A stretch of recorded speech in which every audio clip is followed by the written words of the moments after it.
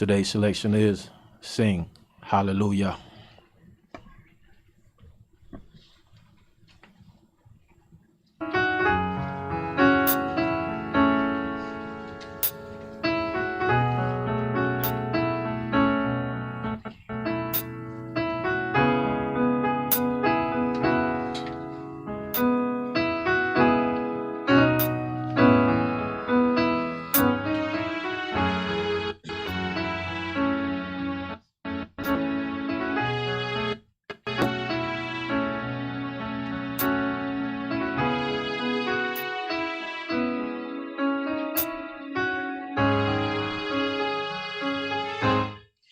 I will sing hallelujah. I will sing, oh yeah. I will sing hallelujah, oh yeah. For you are the source of my supply. Yeah, I praise you, I lift you high. I will sing hallelujah, oh yeah. I will sing hallelujah. I will sing, oh yeah. I will sing hallelujah, oh yeah. For you are the source of my supply. Yeah, I praise you, I lift you high. I will sing hallelujah, oh yeah.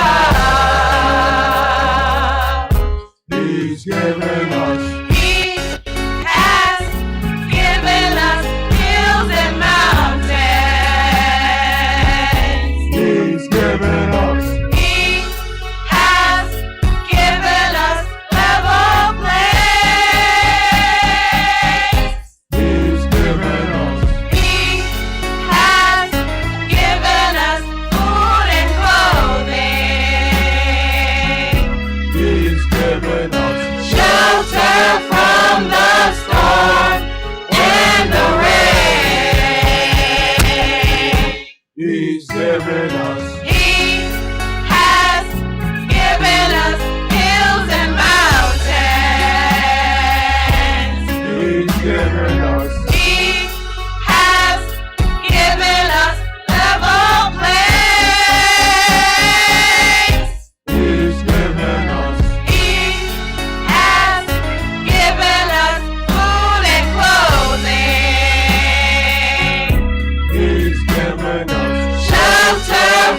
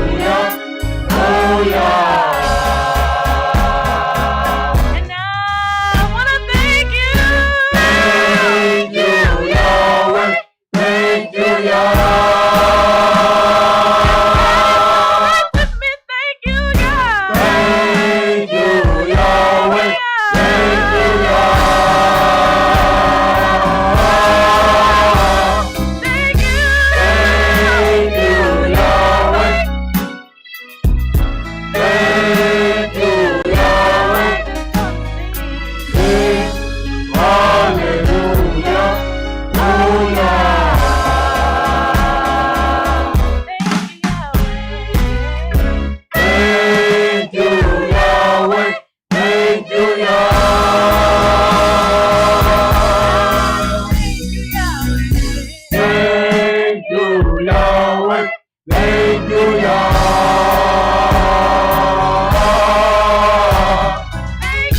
Thank you, Yahweh. Thank you, Yahweh. Sing hallelujah. Oh, yeah. I will sing hallelujah. I will sing, oh, yeah.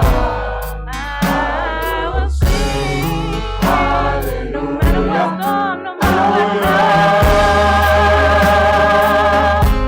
For you are the source of my supply.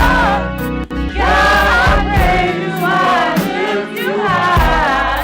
I will sing hallelujah. Oh, yeah.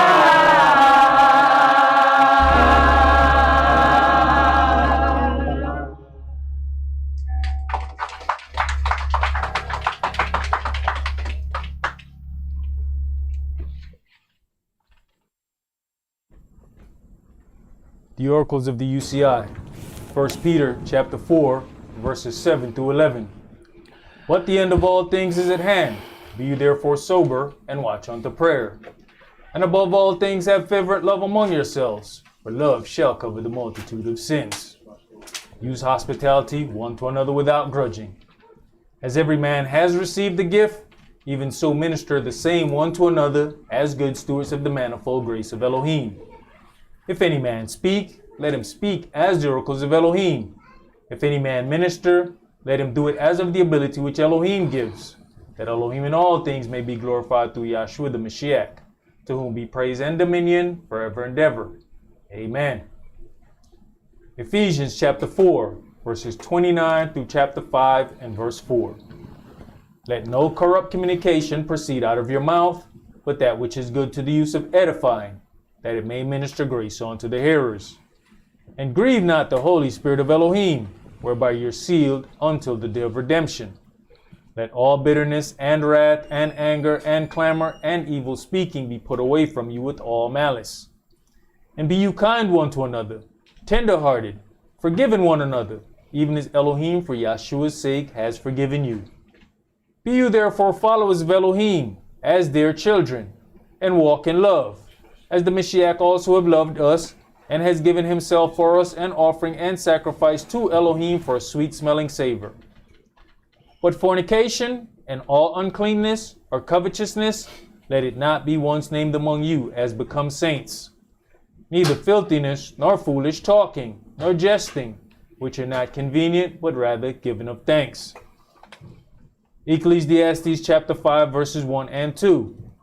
Keep your foot when you go to the house of Elohim, and be more ready to hear than to give the sacrifice of fools, for they consider not that they do evil. Be not rash with your mouth, and let not your heart be hasty to utter anything before Elohim. For Elohim is in heaven, and you upon earth, therefore let your words be few. Exodus chapter 23, verses 20 and 21. Behold, I send an angel before you, to keep you in the way, and to bring you into the place which I have prepared. Beware of him and obey his voice. Provoke him not, for he will not pardon your transgressions, for my name is in him. Revelations chapter 3, verses 20 through 22. Behold, I stand at the door and knock. If any man hear my voice and open the door, I will come into him and will sup with him, and he with me. To him that overcomes will I grant to sit with me in my throne, even as I have also overcame, and am sat down with my Father in his throne. He that has an ear, let him hear what the Spirit says unto the churches. All right, Shabbat Shalom, Shabbat Shalom. which is peace on Yahweh's holy Sabbath day. Welcome to another holy convocation that Yahweh has enjoined unto us here in Stone Mountain, Georgia. We are aware that at some point the adversary, the devil, is going to be completely evicted out of the realm of heaven, not having the opportunity to come and go. And we understand that there's going to be an increased demonic presence upon the earth. But when you read some of these things, you find out that there were some disobedient angels that have already been dealt with. So we have to consider that there is a high level of demonic presence already upon the earth. When we're talking about Lucifer losing his last right to come and go, then we're going to be on a whole nother level of assault being made against the children of Israel, as if we haven't had to undergo enough fighting with the nations all over the earth. We're going to have to fight with that entity that rules the nations that have been fighting against us. So things are going to step up on a whole nother level. And in doing that, we have to understand that the weapons of our warfare are not carnal. There's no amount of weaponry that we're going to be able to buy for the war that we have coming. The reasons why we get weaponry is to protect our family on a natural level as much as we can do. But beyond that, what we have coming against us is a spiritual adversary, and you fight a spiritual adversary in a spiritual way. We have to make sure that we do everything that we can do to keep the angel of Yahweh protecting us, because there are things that we know not of. There's the things that we don't have the ability to physically fight against. There's not one of us that is strong enough to go toe to toe with the adversary, the devil. Not one. If we all get together, we couldn't go toe to toe with the adversary, the devil. So in doing that, we need the protection of Yahweh's angels to encamp round about us, to protect us from the advancement of the enemy. But to do that, we have to heed the warnings that were given unto us. For Yahweh to tell Moshe, I sent an angel to lead you in the way. Beware of him and do not provoke him, for he will not pardon your transgression. That is a extremely powerful statement, understanding that all of the power that he gave to Moshe, he still warned him, do not provoke this angel. And that is what we have to learn how to walk in, to make sure that we do not provoke the angel of Yahweh. It's not the same as just going to Yahweh and praying about something. The angel of Yahweh has a job to do. He has orders. He doesn't negotiate with his orders as far as that is going to go. He's going to either follow the adversary or he's going to follow Yahweh. This is something that we have to consider, that we may have even come into contact with certain spirits. And if those spirits were adversaries of Yahweh by joining unto the adversary, the devil, then we have to consider that we may then receive a real suspect message from that spirit. Let's begin today in Deuteronomy chapter 13, and we're going to start with verses 1 through 5. And today's sermon is entitled, Trying the Spirit.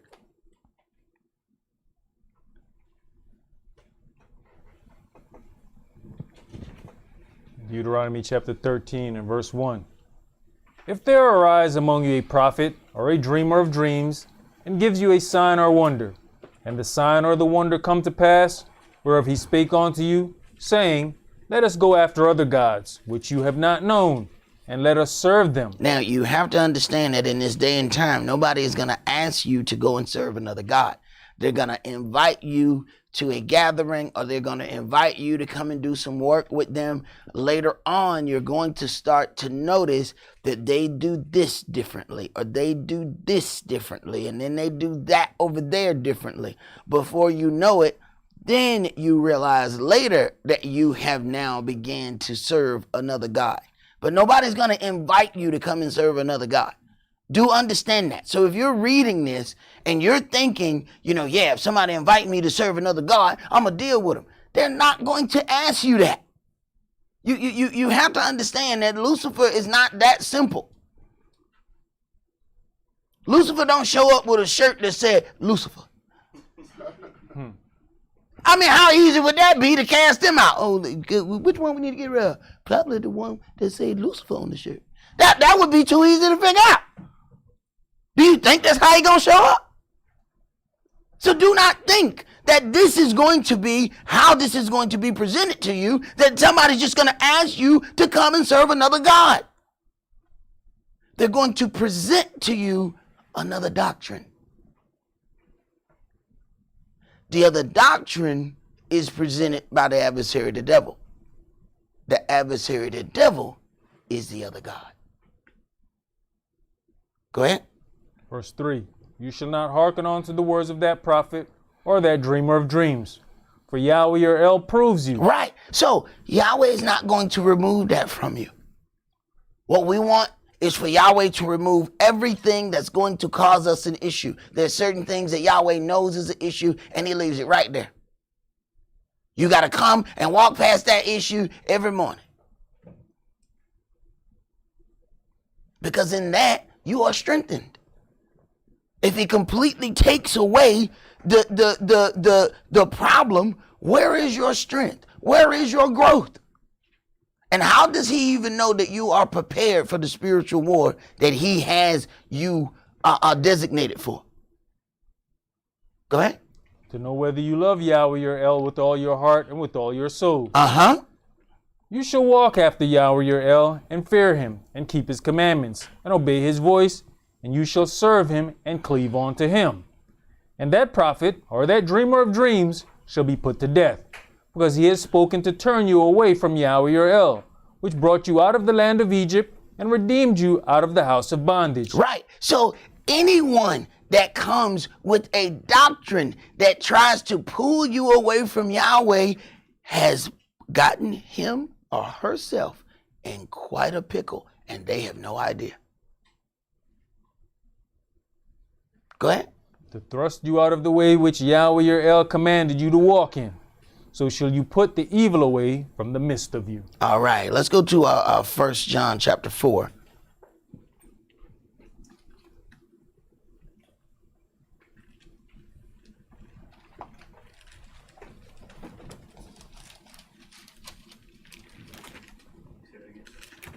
First John 4.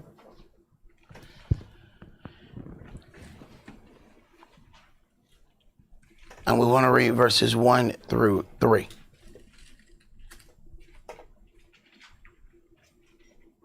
Beloved, believe not every spirit, but try the spirits whether they are of Elohim. So understanding that a lot of times you hear people talking about the spirit.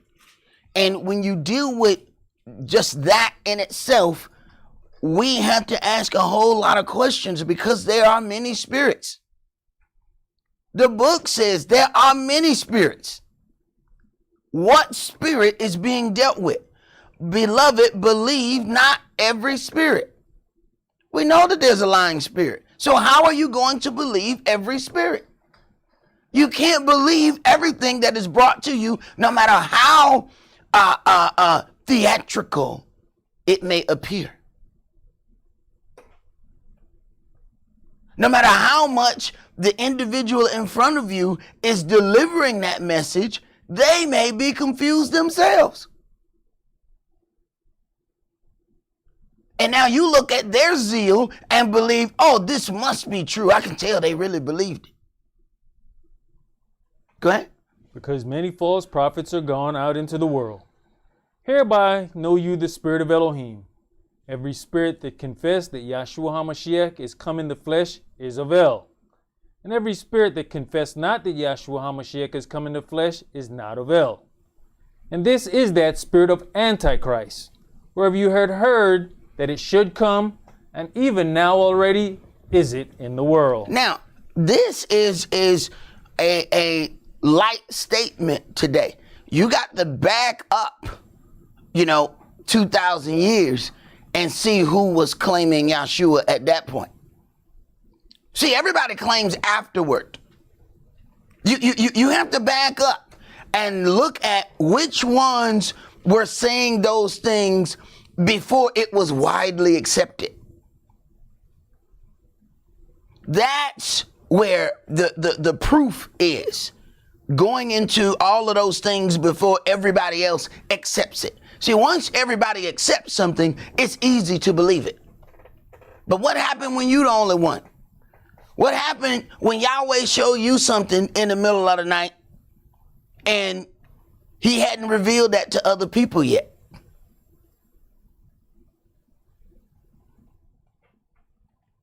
Brother, read that note that's right under there in 1 Corinthians.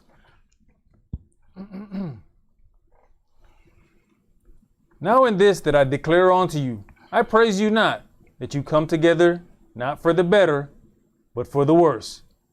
For first of all, when you come together in the church, I hear that there be divisions among you, and I partly believe it. For there must be also heresies among you. There must be heresies among you. Not there might be, not there could be, not it's a possibility. No, it must be heresies among you. They have a purpose. Go ahead. That they which are approved may be made manifest among you. Which is the very same thing that is written in his law. I will prove you. And when we encounter those situations, do we understand that we are the ones that are actually being proven? Or we think the situation is about another individual? The proving is your proving, not somebody else's proving. That's the thing that we have to consider.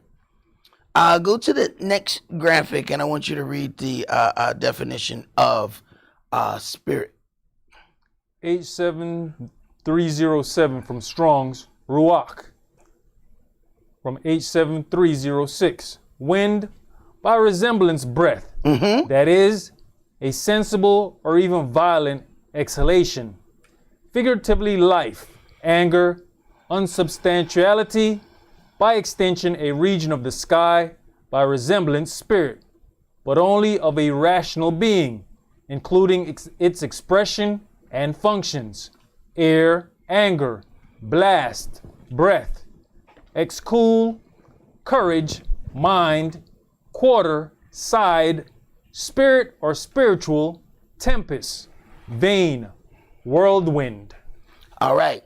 Now, when we examine what the spirit is, we find several definitions. Just a few of those are air, wind, and the mind.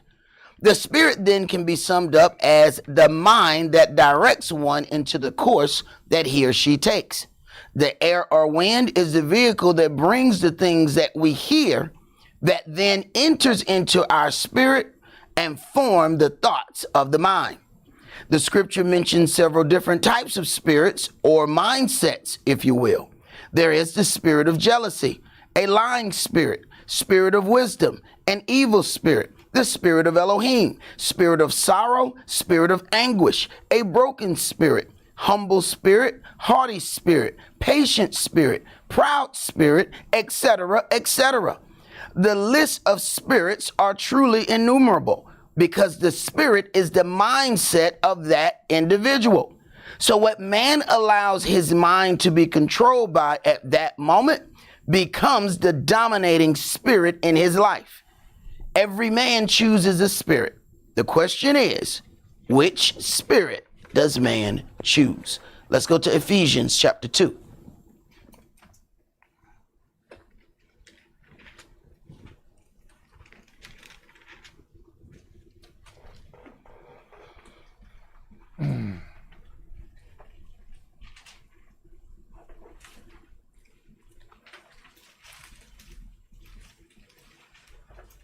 Ephesians chapter 2 and verse 1. And you has he quickened, who were dead in trespasses and sins, wherein in time past you walked according of the course of this world. Okay. Verse 2, wherein in time past you walked according to the course of this world, according to the prince of the power of the air. Hold on. According to the prince of the power of the air. When we examine what the spirit is, we found wind, air. He breathed the spirit of life into man. He put air inside of man, and man became a living soul. He became a living spirit. So now we're talking about there is a prince over the power of the air. Go ahead.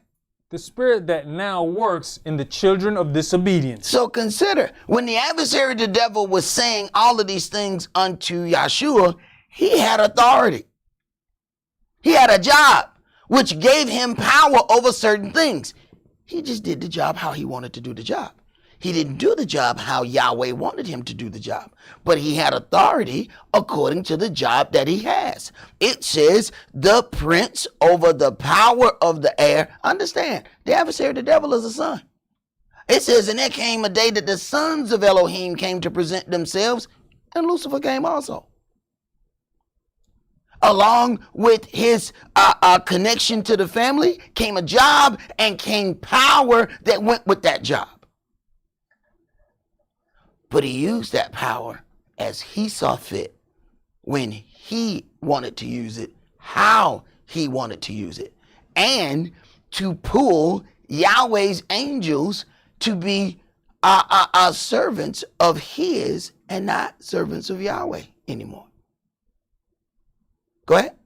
You know, when you think about that whole situation of what you just explained, what came to my mind is King Dawid and his sons. Mm-hmm. How one starts trying to pull the people to him, but why would the people go to him? Because he's a son. Mm-hmm. He's established in the family. Mm-hmm. He's got power. So at the same token of what you just said of Lucifer being a son, that's why the angels would listen to him. Mm-hmm. Well, he's a son. He got authority. Hey. Right.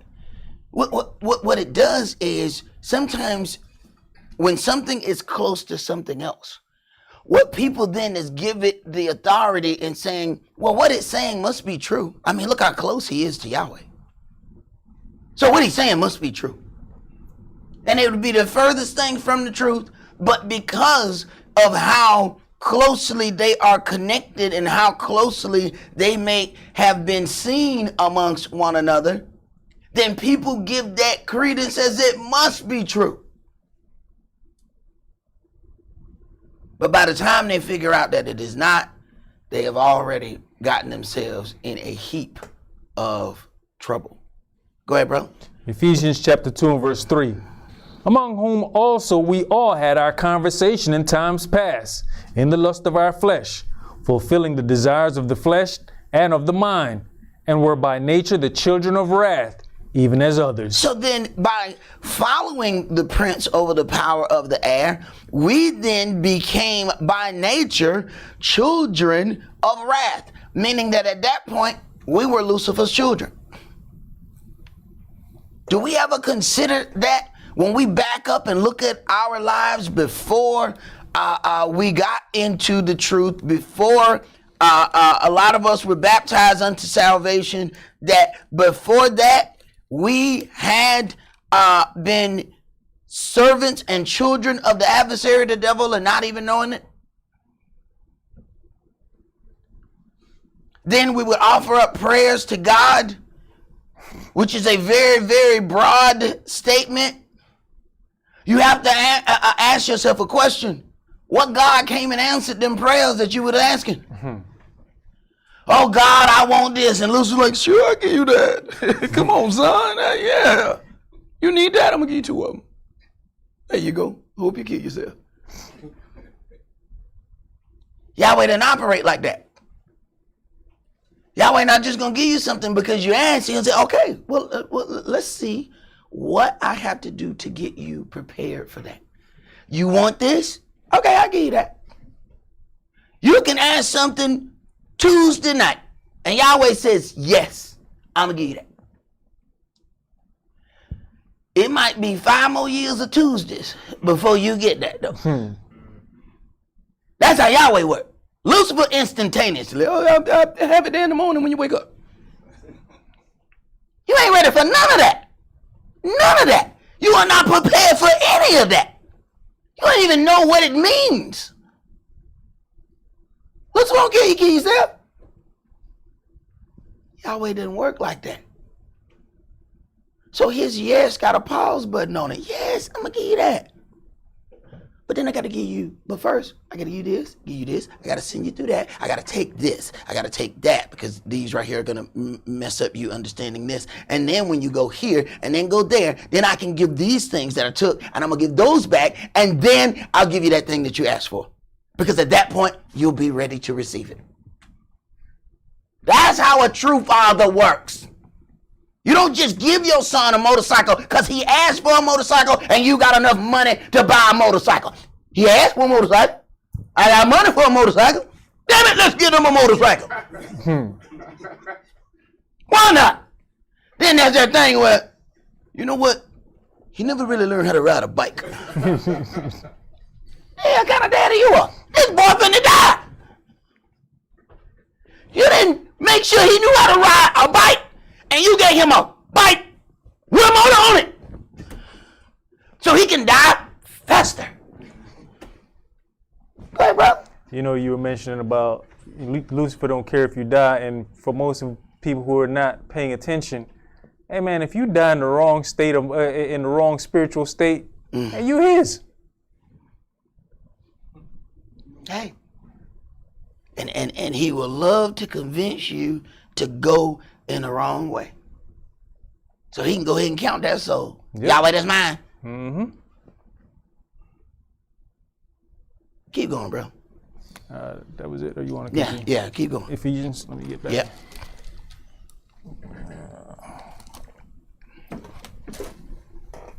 Ephesians chapter 2 and verse 4. But Elohim, who is rich in mercy, for his great love wherewith he loved us. He is still rich in mercy, even though we may slip, we may fall. He is rich in mercy that if we make an attempt to get up, he'll help us up. But if you lay down on the ground, Yahweh gonna sit there and come down and look at you on the ground. Look at him just sit down.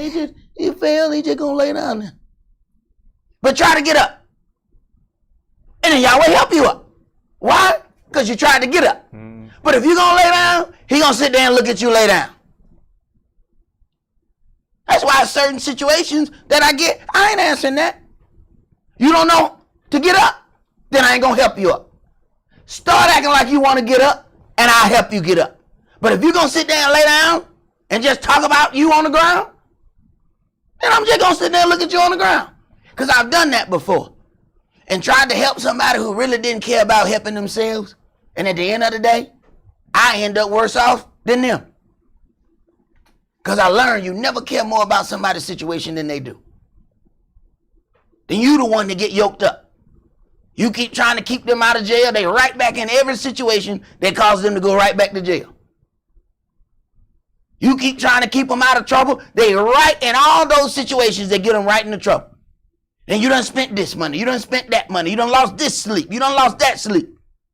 Only to find them right back in the situation that you done lost money and sleep to keep them out of. At some point, you have to realize, I can't care more about somebody's situation than they care about their situation. Go ahead. Even when we were dead in sins, has quickened us together with the Mashiach. By grace, you are saved. And has raised us up together and made us sit together in heavenly places in the Mashiach, Yahshua. That in the ages to come, he might show the exceeding riches of his grace and his kindness towards us through the Mashiach Yahshua. For by grace are you saved through faith, and that none of yourselves. It is the gift of Elohim, not of works, lest any man should boast. For we are his workmanship. We are his workmanship. So what work is he allowed to do through you? And what kind of work is it? Is it a shameful work? Is it a work that one can be proud of? What kind of work is it? Is it a work that glorifies his name? Or is it a work that causes his name to come into question? Go ahead. Created in the Mashiach Yahshua unto good works, which Elohim has before ordained that we should walk in them.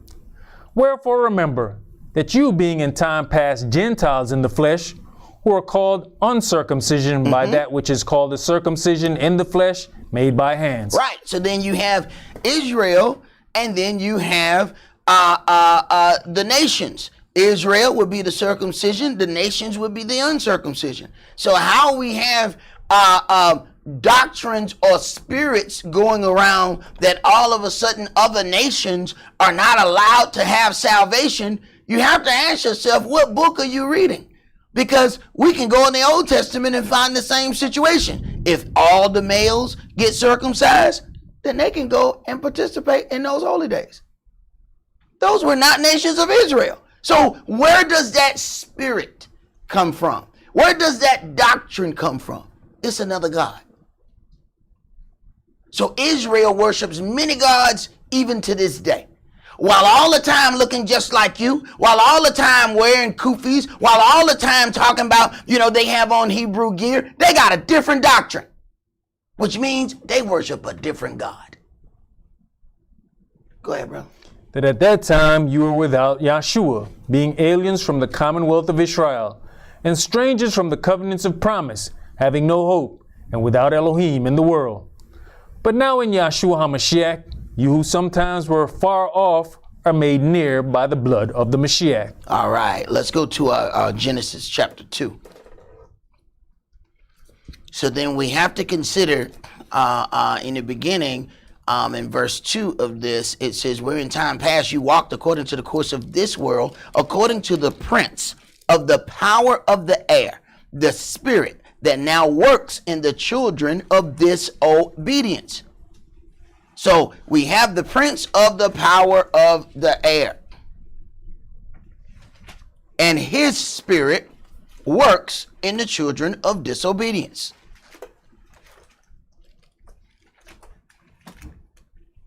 And if something is in the airwaves, then those are things that we are going to either behold with our eyes or hear with our ears. These are ways in which that different spirit then comes amongst us. Genesis chapter 2, and let's start that at verse 15. And Yahweh El took the man and put him into the Garden of Eden to dress it and to keep it.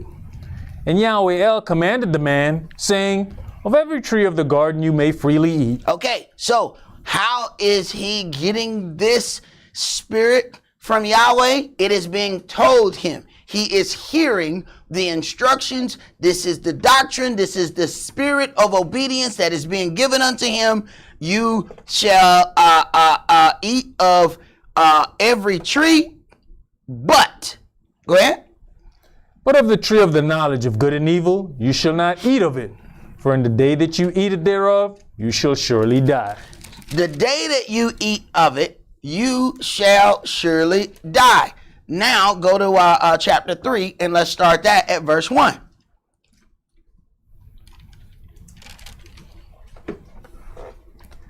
Now the serpent was more subtle than any beast of the field which Yahweh El has made. So, right away, the adversary knows that there's something that he can use. You have to sometimes ask yourself, even when things come to you, why did it pick you? Out of all the animals, if you back up, it says he gave names, and man, Adam, gave names to all cattle, and to the fowl of the air, and to every beast of the field. And for Adam, there was not found an help meet for him. So there's all these things. Why did he pick the serpent? He says right away, it was more subtle than any beast of the field. There was something about it that made it more conducive to do slick talking.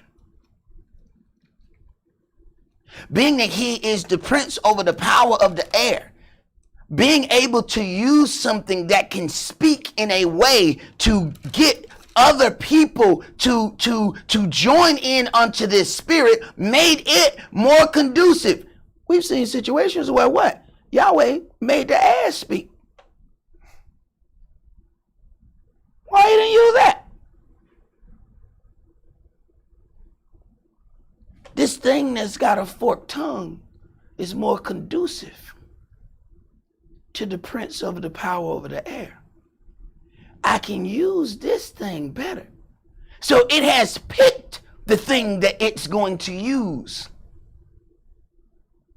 to put forth this different doctrine. So one thing Yahweh says, in the day that you eat of it, know that you shall surely die. Now, the serpent has been used to present another message, and this message goes in direct opposition than what Yahweh said. Go ahead. And he said unto the woman, Yea, has Elohim said, you shall not eat of every tree of the garden? So then he knows what he said. For him to be able to circumvent what he said, that means he was around to know what he said. Go ahead. And the woman said unto the serpent, we may eat of the fruit of the trees of the garden, but of the fruit of the tree which is in the midst of the garden, Allah has said, you shall not eat of it, neither shall you touch it, lest you die. And the serpent said unto the woman, you shall not surely die. This is a complete and utter different doctrine. Another God is being introduced. You shall not surely die. Elohim ain't telling you the whole truth. I mean, some of what he's saying might be true, but he ain't telling you the full truth. See, there's another way. There's a little bit more to this story here. This is what the adversary offers, and what's happening. The woman is hearing this, okay? So as she's hearing this, another spirit is entering into her at this moment. Go ahead. For Elohim does know that in the day you eat thereof, then your eyes shall be opened, and you shall be as gods. And now he has not only made what Elohim said false, but now there's a prize if you listen to me. You're going to be like a god. Right now, you're just a man. Go ahead. Knowing good and evil. And when the woman saw that the tree was good for food, so she examined it. She's testing it. And upon the test, it appears that the adversary, the devil, has given her nothing but the truth. Because now she's finding out that, wait a minute, I ain't died right away. Go ahead. And that it was pleasant to the eyes, and a tree to be desired to make one wise. She took of the fruit thereof, and did eat, and gave also unto her husband with her, and he did eat. And the eyes of them both were opened, and they knew that they were naked. And they sewed fig leaves together and made themselves aprons. So now there's a separation between them and Yahweh, even without them knowing it. They have knowledge that they did not have before, but now there's a separation between them and Yahweh. Go ahead. And they heard the voice of Yahweh El walking in the garden in the cool of the day. And Adam and his wife hid themselves from the presence of Yahweh El amongst the trees of the garden. Now, they had already made fig leaves and made themselves aprons. Why did they still run?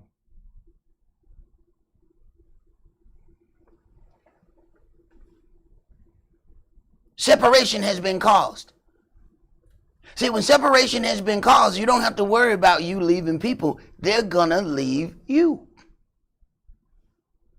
Y'all wouldn't go nowhere, they went somewhere. But what happens is people feel justified when they move, believing that it's this or that. No, it was the worship and the taking on of a different spirit that causes separation. Once they received a different spirit, they couldn't be around Yahweh.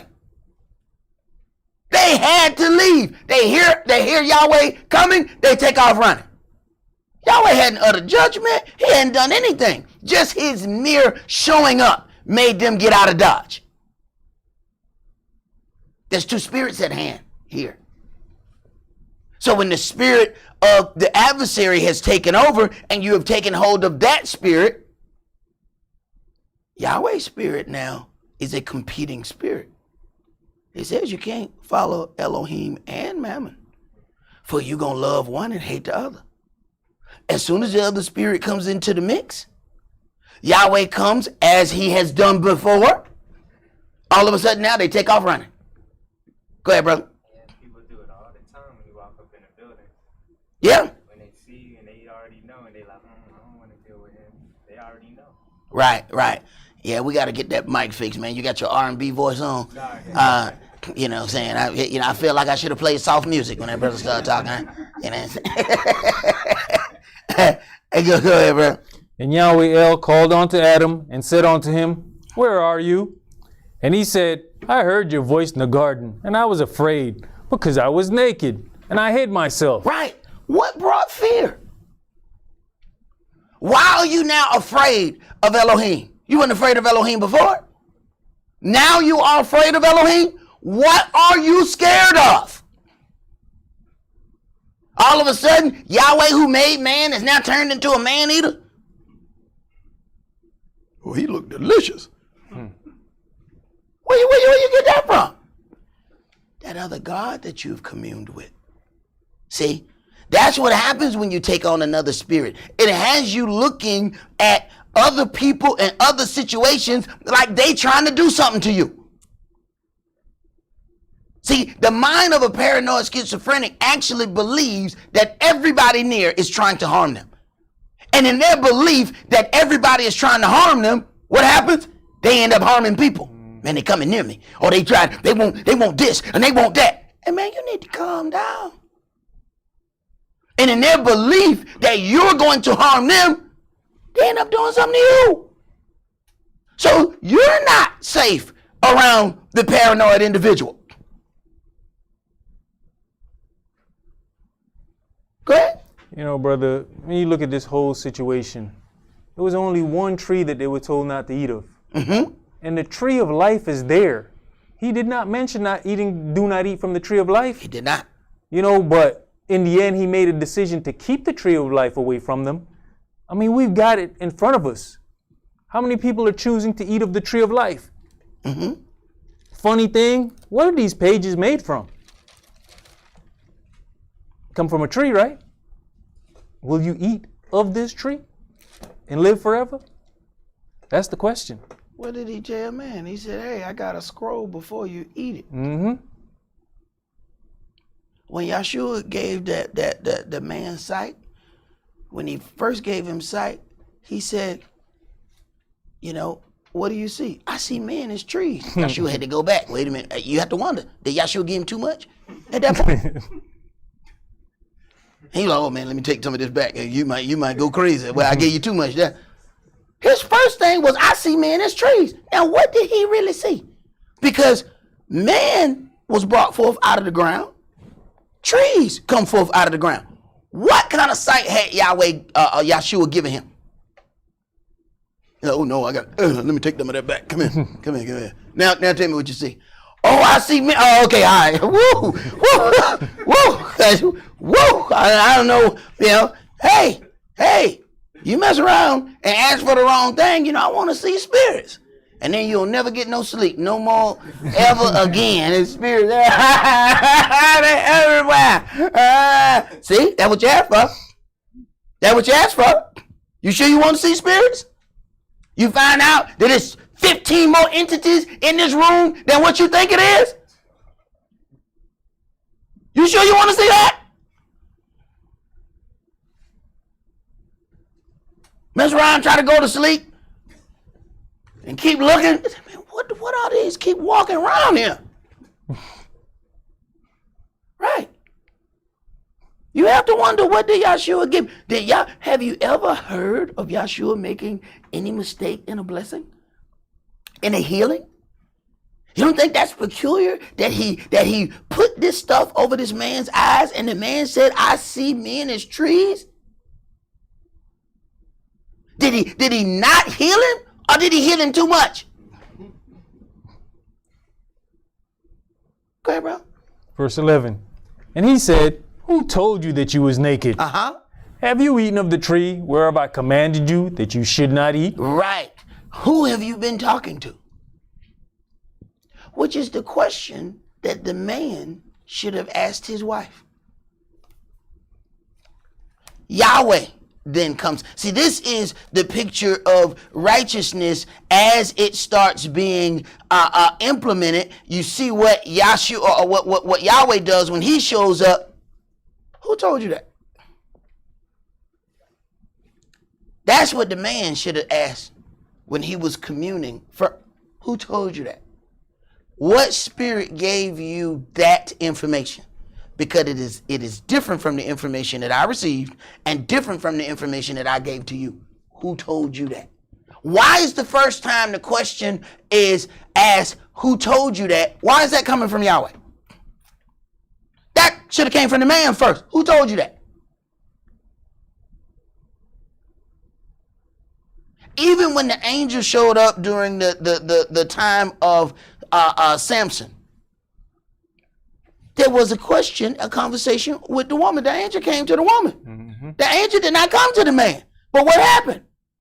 There was a conversation between the man And the woman, his wife, hey, had that spirit come back. I need to get that information that you got. He just take her word for it. Well, she said that what he had said was, and then that's why because.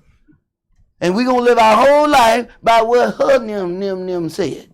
No, hell we not. The head of that house is right here. He told you, well, let's sit right here until he tell me. Where you get that from? If we gonna raise this whole boy, and I'm supposed to follow your lead in raising a son without getting any of that information myself? No, we're not gonna do that. This a boy. Whatever is had done wrong, I'm gonna get the blame for. No. Had a man who spoke with the woman come back. And then you see the order in that he then made sure that the man eventually heard the same information that was given unto the woman. Even saying, all that the woman said to you, do that. I know what she said. I know what I said to her. I know what she said to you. Now you got to ask yourself. Now, he came to the woman. He spoke to the woman. But when they asked for the angel to come back, the angel says, all that the woman has said unto you. Wait a minute. So you were there when she talked to me? How he know what she said to him? See, we never consider what other entities are in the room as we do whatever that is we do. Go ahead, brother. Did you finish that? Yep, verse 11. Let's go back to Deuteronomy chapter 13, and we're going to start that at verse 6.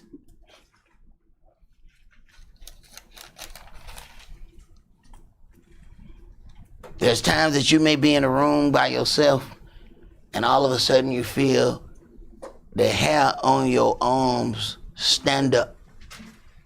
Something else in that room. Now, is it for Yahweh? Or is it on somebody else's team? What else is in that room with you? And what is its purpose?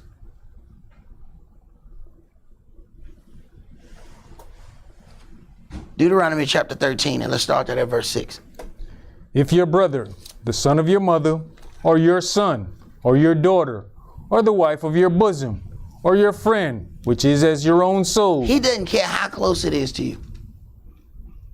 He says, if it is the wife of your bosom, I mean the closest to you, he does not care. Go ahead. Entice you secretly, saying, let us go and serve other gods. Understand? They're not going to ask you straight up to let's go and serve some other gods. They're going to say, let's just look at this video. And let's go over here and watch this. And let's sing these songs. Sooner or later, you pull further and further off to now you worshiping another God. It is not going to start out, let us go and serve other gods. That's not going to come out of anybody's mouth. Because they understand that you're going to retaliate at that point. You don't think the spirit that's using them no better than that? Go ahead. Which you have not known, you nor your fathers, namely of the gods. Check this out. It says, which you have not known. Every time there's an invitation, you notice that all of a sudden it's something different than what you've done before. Something that you have not known. Now, where does this new thing come from? Right. It's not like, oh, they do the same thing, but they do it better. No. We do something different. Where does this different thing that you have not known? Here is the introduction to another God. Go ahead. Namely, of the gods of the people which are round about you, near unto you, or far off from you, from the one end of the earth even unto the other end of the earth. You shall not consent unto him, nor hearken unto him. Neither shall your eye pity him. This is where we falter. You shall not consent unto him, nor hearken unto him. Neither shall your eye pity him. That's what we fall short. We may fight against it and not hearken unto it, but we still show pity to it. But guess what? That means somebody else gonna fall victim to that false spirit and that other god. Because you had pity unto it, it survives to go and do something to somebody else. Let's say you stop somebody from doing something evil to one of these kids in here, and you stopped them, but then you let them go. What you think happened? They're looking for the next opportunity to do that to somebody else. That's what the part where it says, put away the evil from amongst Israel. You can't just stop the evil. You got to put the evil away. Otherwise, it just goes to another corner and does the same thing. Go ahead. Neither shall you spare, neither shall you conceal him. Neither shall you conceal him. Oh, we fail in this greatly too. For we know where the evil comes from, and we conceal it. We show up straight face, like ain't nothing happened. And we have been privy to all the evil. We have been privy to all the evil sayings. We have been privy to all the evil schemes. We know every last bit of it. And we still show up with a straight face. Right. You shall not be held blameless. Go ahead. But you shall surely kill him. Your hand shall be first upon him to put him to death. Your hand should be first. Check that out. Look at how Yahweh deals with that. Your hand... You knew more about the evil than anybody else. He's holding you the most responsible. You was there when the schemes was being planned. You was there when the stuff was being spoken. He's holding you the most responsible. Not the least responsible, the most.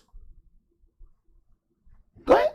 And afterwards the hand of all the people. Afterwards, then the thing falls on the rest of the people. See, we think it falls on the rest of the people and then us. No. You the one got all the information about that. It fell on you first. See, we don't understand what being a witness means. Because you were close to it, your level is higher and heavier than anybody else's. Go ahead. And you shall stone him with stones that he die, because he has sought to thrust you away from Yahweh your El, which brought you out of the land of Egypt from the house of bondage. And all Israel shall hear and fear, and shall do no more any such wickedness as this is among you. Right. Israel will hear and fear because of when the righteous judgment is enacted upon those that have dealt with things out of order. But if there is a situation where they are allowed to continually do those things, then what does Israel have to fear? See, the fear of robbing a bank is that you're going to go to prison. What if they catch you and say, don't do that no more? What you think gonna happen next week? Hey man, look, just go in there and you tell them you know what it is, fool, and put the bag out, right? And then if you get caught, they just gonna tell you, don't do that no more. So next time, go to another bank. How does that cause people not, when nothing is done, then everybody else is going to do it? Imagine you are supposed to go to work. Everybody got to do 40 hours a week. But you show up on Friday and they still got a check for you. Now everybody else looks. Did James still get a check? Yeah. You know us. Psst, James. How the hell you get a check and you ain't been to work all week? Hey man, I found out you don't really have to show up. They'll still give you the check. Say it ain't so. What you think we about to do next week? There's gonna be 2 people missing out that plant next week. And after that, 4 people missing out that plant next week. And after that week, 8 people missing out that plant. Sooner or later, they're gonna shut the damn plant down. Hell, look at it, I can't look. Y'all gonna have to come to work. We're going to change this rule. This ain't gonna work. Right. For you to keep something from happening in Israel, something has to happen as a result of that action, or it's going to multiply greatly. Not just a little bit, greatly. It's going to multiply. Go ahead. If you shall hear say in one of your cities, which Yahweh your El has given you to dwell there, saying, certain men, the children of Belial, are gone out from among you, and have withdrawn the inhabitants of their city, saying, let us go and serve other gods, which you have not known. Then shall you inquire, and make search, and ask diligently. And behold, if it be truth, and the thing certain, that such abomination is wrought among you, you shall surely smite the inhabitants of that city with the edge of the sword, destroying it utterly, and all that is therein, and the cattle thereof with the edge of the sword. And you shall gather all the spoil of it into the midst of the street thereof, and shall burn with fire the city, and all the spoil thereof every whit, for Yahweh your El. And it shall be an heap forever, it shall not be built again. And there shall cleave not of the cursed thing to your hand, that Yahweh may turn from the fierceness of his anger and show you mercy. None of that cursed thing shall be amongst you. That's not how we operate. We still keep a part of the cursed thing amongst us. Go ahead. And have compassion upon you, and multiply you, as he has sworn unto your fathers. When you shall hearken to the voice of Yahweh your El, to keep all his commandments which I command you this day, to do that which is right in the eyes of Yahweh your El. Right. As it is written, he that loves me and keeps my commandments. Let's go to John chapter 8. Yohanan chapter 8, and let's start that at verse 39.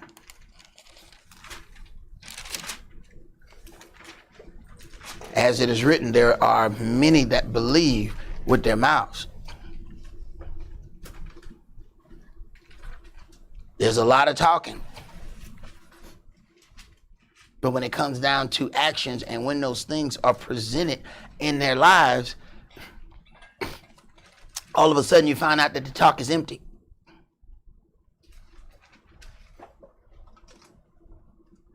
Believing with the book open is one thing. Believing as you walk throughout your life is something altogether different. Everybody believe with the book open.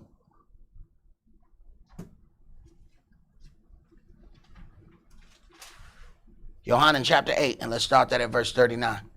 They answered and said unto him, Abraham is our father. Yahshua said unto them, if you were Abraham's children, you would do the works of Abraham.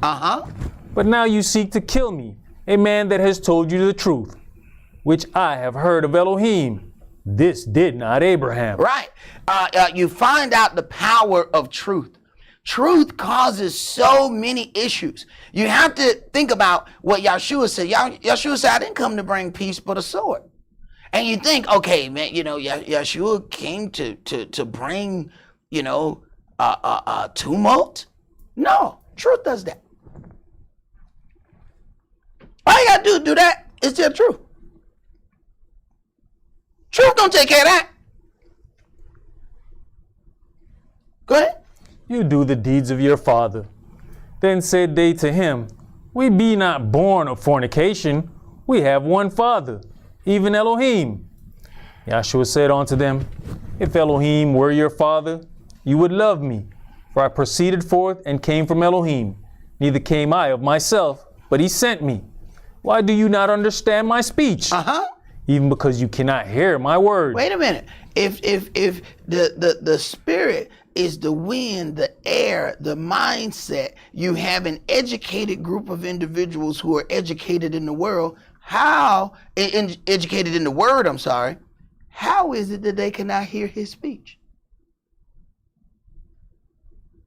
Go ahead. You are of your father the devil. And the lust of your father you will do. He was a murderer from the beginning and abode not in the truth, because there is no truth in him. When he speaks a lie, he speaks it of his own, for he is a liar and the father of it. He is a liar and a father of it. So imagine what Yahweh and the other angels are thinking as a lion spirit is amongst them in heaven and says, I will go and persuade Ahab that he will fall. And they say, how are you going to do it? I'll go and be a lion spirit. Imagine what the rest of them have to be thinking at this point. They now know who he follows. But check this out.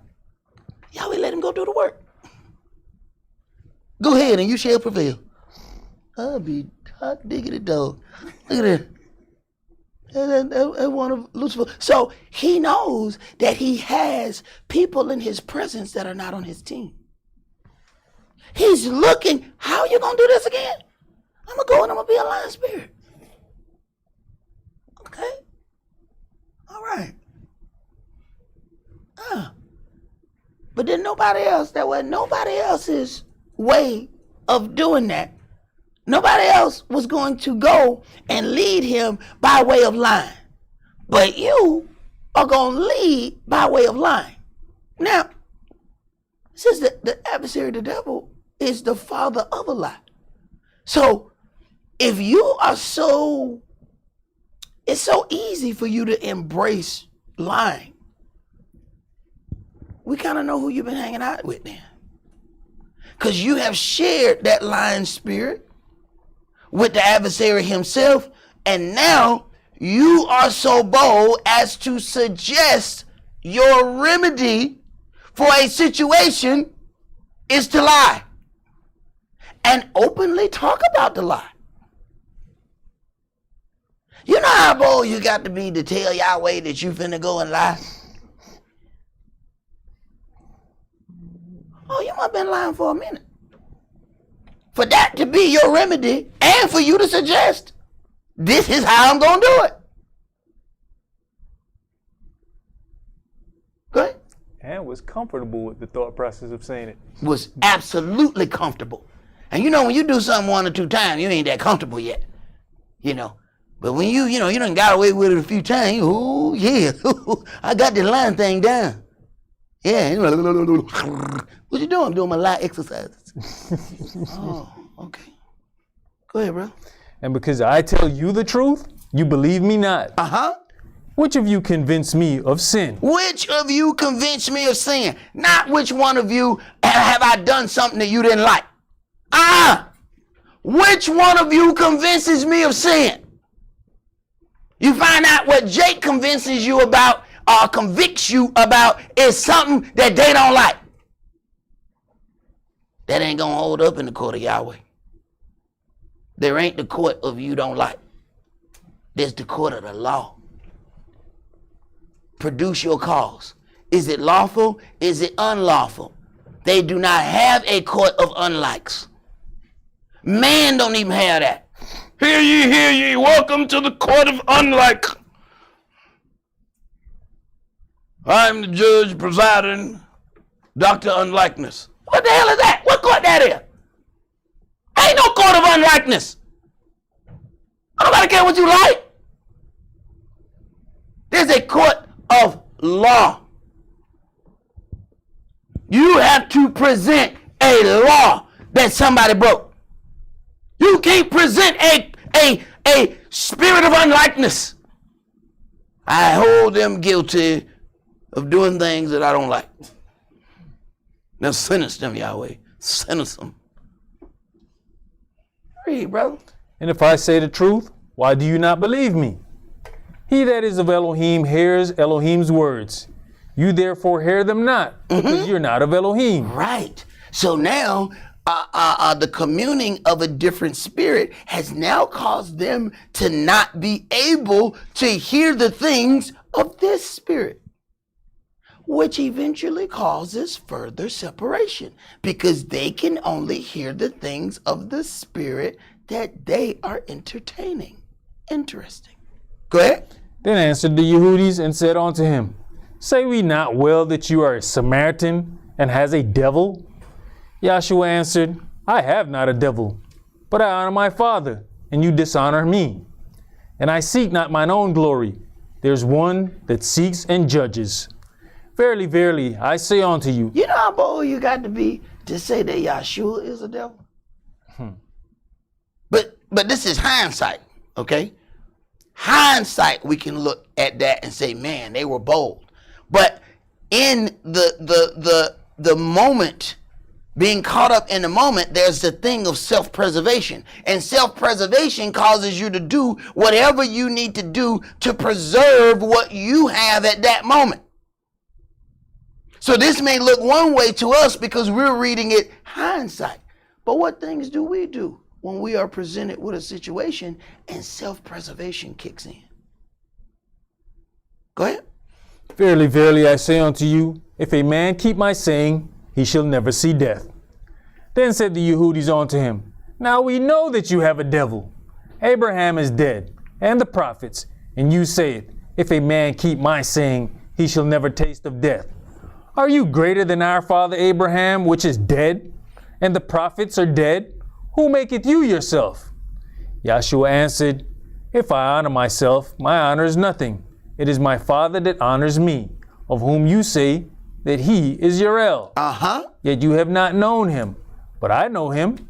And if I should say I know him not, I shall be a liar like unto you. Now understand, Yahshua not caring about their feelings. So is Yahshua a man without love?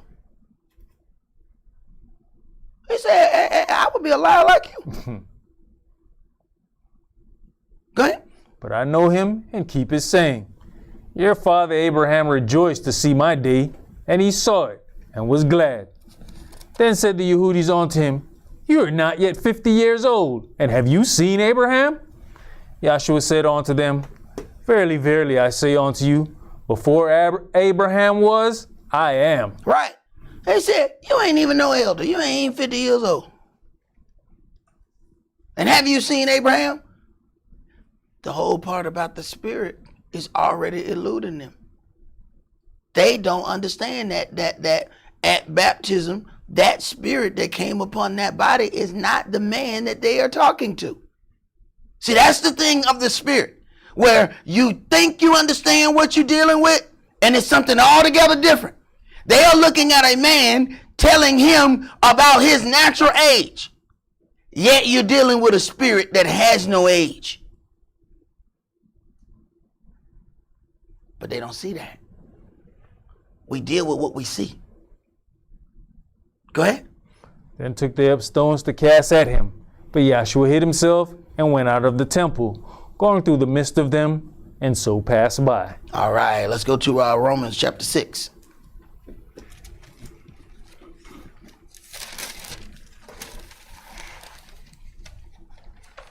Romans chapter 6, and let's start that at verse 1.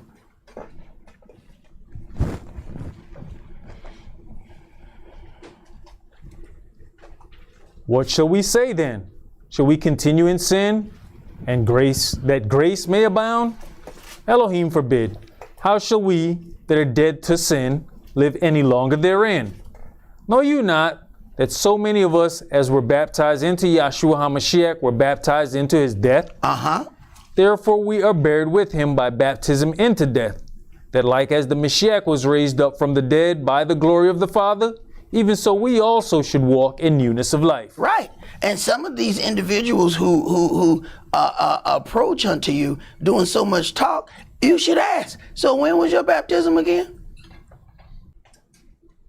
And you should ask yourself, what is Yahshua and Yahweh going to say to you when you say you have received direction, you have received this, you heard this, and you followed that, and they ask you, okay, so, well, when did these people join the family officially?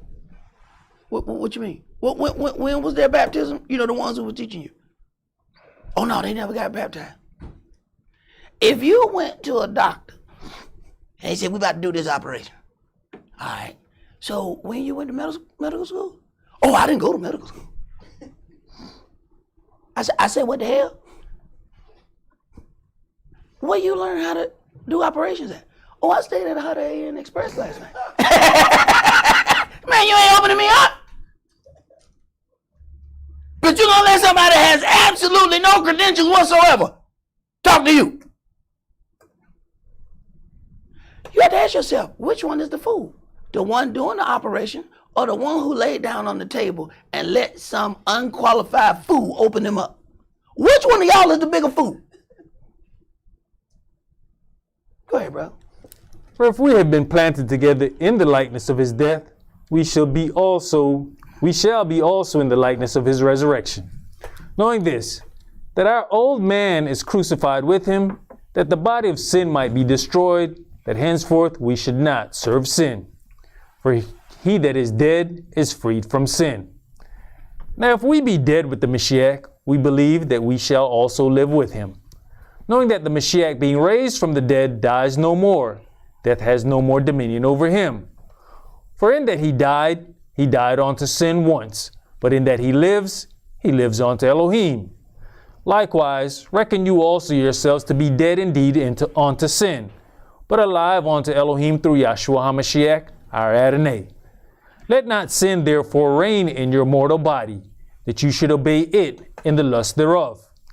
Neither yield your members as instruments of unrighteousness unto sin, but yield yourselves unto Elohim as those that are alive from the dead, and your members as instruments of righteousness unto Elohim. For sin shall not have dominion over you, for you're not under the law, but under grace. What then? Shall we sin because we're under the law? Shall But we sin because we're not under the law, but under grace? Elohim forbid. Elohim forbid. Know you not that to whom you yield yourselves servants to obey, his servants you are to whom you obey? Whether of sin unto death, or of obedience unto righteousness. So then you understand what Yahshua was saying. You are of your father, the devil, and the works of your father, the deeds of your father you will do. Verse 16, know you not to whom you yield yourselves servants to obey, his servants you are to whom you obey, whether of sin unto death or of obedience unto righteousness. You either Lucifer's your daddy or Yahweh's your daddy. Which one is your father? Now, what comes out of your mouth means nothing. What are your actions and deeds? They determine which of those is your father. Hey, many a time somebody done claim, that's my daddy. They got to go on Maury Povich. You are not the father. And Yahweh saying the same thing. That is not my child. I didn't father that child there. Right. How many people claiming that he is their father, and he's saying that ain't my child? It's not my child. Let's go to chapter 8.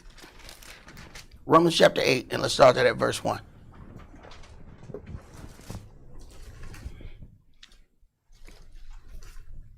There is therefore now no condemnation to them which are in the Mashiach Yahshua, who walk not after the flesh, but after the Spirit. For the law of the Spirit of life in the Mashiach Yahshua has made me free from the law of sin and death. Right, the law of sin and death. Whenever a sin was committed, then something had to die to shed blood and make atonement for that sin. Okay?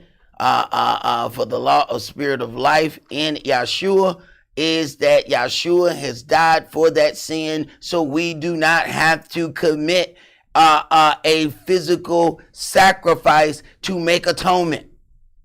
It takes faith to even do that, to operate in that, because a lot of us, we only believe in the things that we can do with our own hands. Go ahead.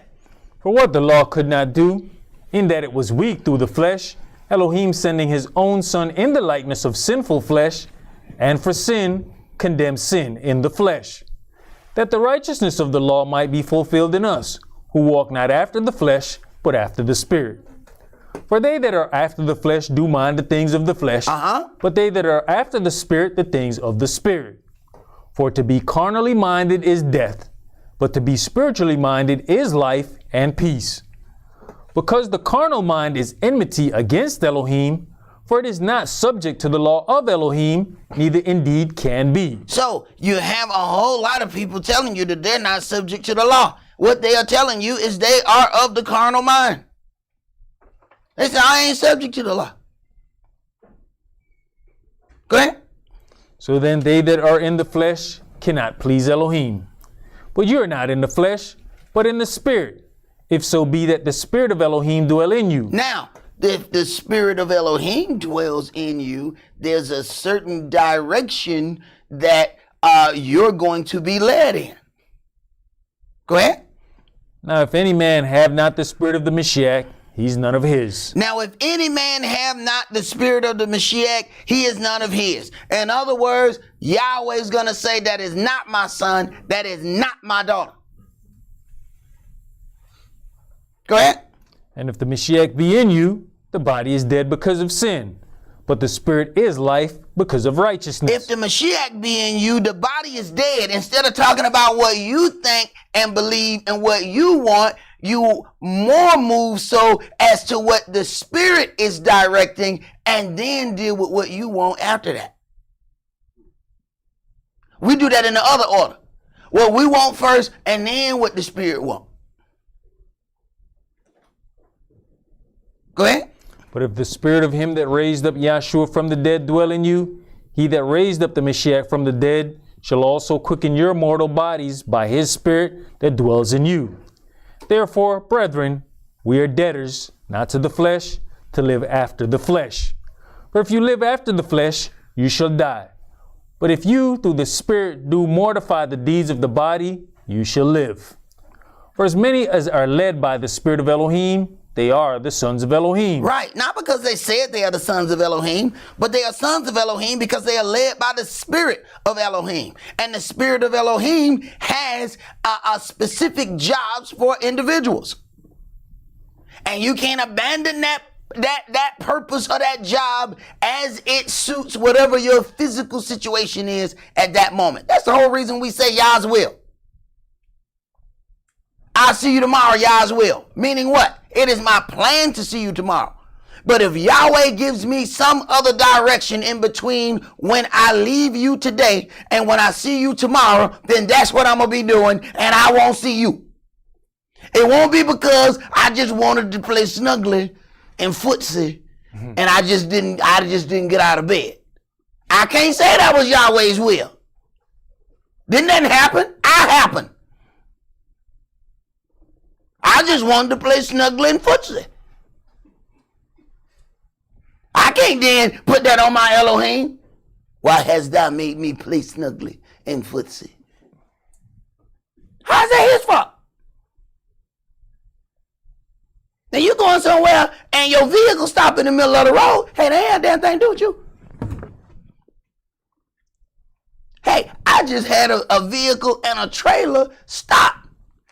Trailer jumped off the hitch, slammed the back of my truck about 4 times. I think the whole back end tore up. Not one dent nowhere. I shut the vehicle off after it done bounced up and down. The trailer done bounced off of it. Got ready to turn it back on. Wouldn't crank. 2 brothers came to my rescue, came on the side of the road, checking out the vehicle, couldn't figure out nothing. One had a big dually truck. He hooked up my truck and my trailer, pulled it right back to my house. Barely a scratch anywhere, even on my trailer. But I figured out then it was something I was doing that Yahweh was like, you ain't gonna do that. I don't know why. He didn't share that with me. Then I got a brother come back out, check the truck out, do all of this stuff. I was like, hey man, it's something spiritual. I was about to get off in Yahweh business. And he slapped me. Brother come with a 40 amp fuse.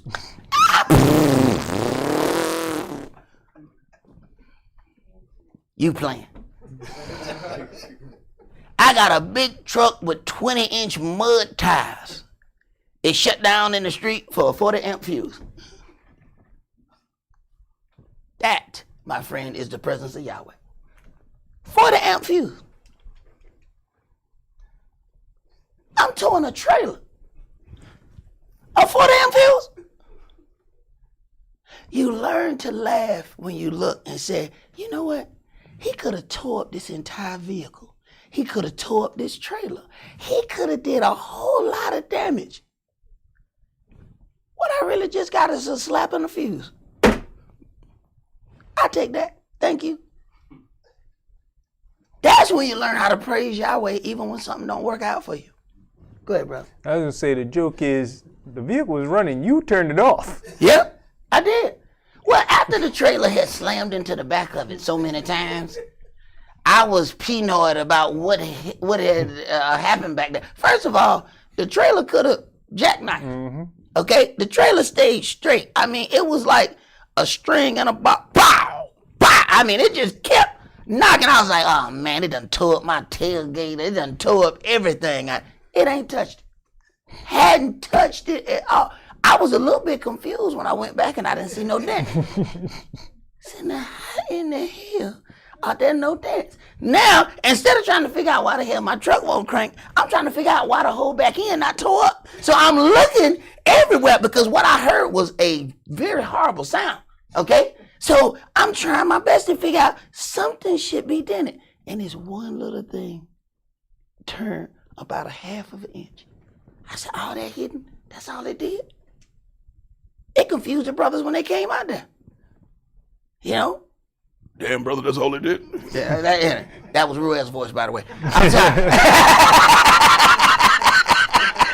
Go ahead, brother. Did you have something? I'm laughing so hard because I have a similar incident when I was on my way to go back down to Florida, towing my car with a trailer. I had some similar incident, but it was the transmission. I heard a 3 bang, boom, boom, boom. Yeah. And the thing won't go in overdrive. So I had to nurse it back here in just third. Hey, brother, you know, Yahweh achieves his will by stopping us from doing some things. That there are several situations that I have encountered that I would have kept going had Yahweh not stopped me. Later on, you figure out why he stopped you. You may not figure that out right away. And sometimes you may not figure it out at all. You know, it is what it is. He stopped you from doing something, but there's a couple of times that I know why he stopped me. So now when it gets down to a point that he stopped me from something, all right, he just stopped me. Hey, I ain't doing that right there. I go ahead and pull out of that. Look, it ain't meant for me to do this job right here. I don't know why I'm not asking my elder, because the last thing I want to do is anger him even more. And I already know, hey, I got a blessing because he didn't really kill me or tear me up like he could have at that point. Nah, I'm just going to leave that alone. That's not for me to do right there. But how many times did we double back and come back around? All right, man, well, I'm going to go home and get another car and I'm going to come over there. And then that one, you never start again. Go ahead, bro. Romans chapter 8 and verse 15. For you have not received the spirit of bondage again to fear, but you have received the spirit of adoption, whereby we cry, Abba, Father. You have the spirit of adoption whereby we cry, Abba, Father. Now, when you cry, Abba, Father, does he respond? Will he respond because you called him Father? I mean, at the end of the day, everybody who got a child takes the term of daddy or father. But if any children come up to you, I mean, if some kids come up to you at Walmart and say, hey, daddy.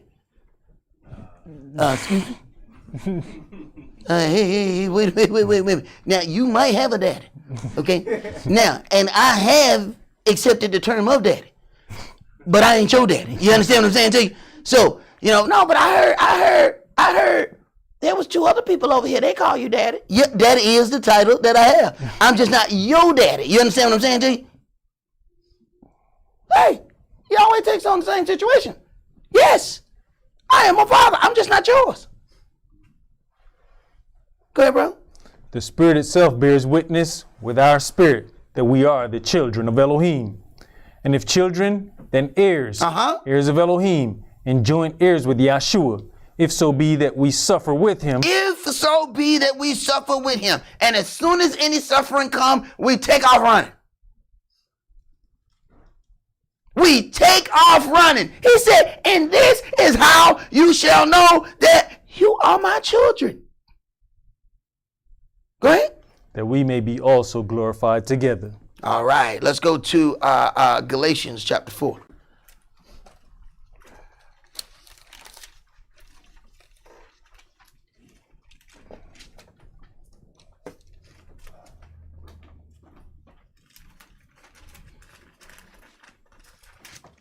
Galatians chapter 4, and let's start that at verse 1.